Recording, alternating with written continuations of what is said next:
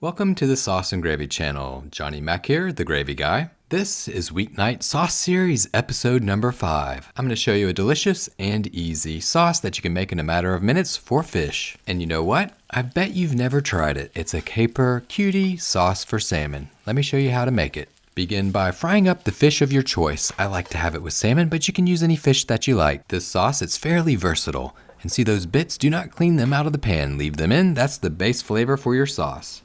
Round up half of a cup or 125 milliliters of white wine. I'm using a chardonnay, and deglaze the pan. Your burner, it should be over medium to high. Take that flat bottom spatula, scrape the sides and bottom of the pan to incorporate those bits and pieces that fond into the liquid. That right there is the beginning of a beautiful pan sauce. It'll add so much flavor.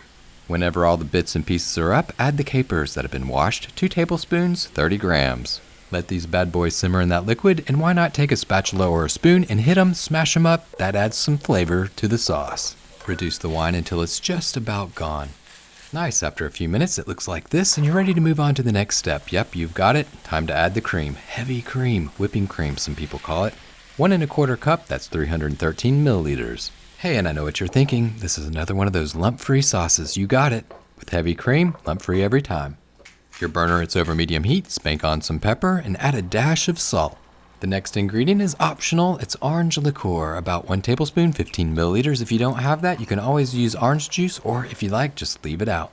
Moving right along, for this part of the sauce making process, you'll just reduce it down over medium heat until it starts to become thick. You'll know whenever it's thick enough, whenever there are well-pronounced bubbles, whenever you stir and you see trails in the bottom of the pan, or whenever you do the line test and the line stays, you're good to go. The final ingredient to this fast sauce are the cuties, 2 cuties that have been segmented. That's about 60 grams worth of cuties. If you don't want to segment them, you can always just chop them up and throw them in, or you can buy pre-segmented oranges at the store. Why not? You can always substitute with orange. Make sure to turn off the heat whenever you add the cuties, taste and adjust the seasoning.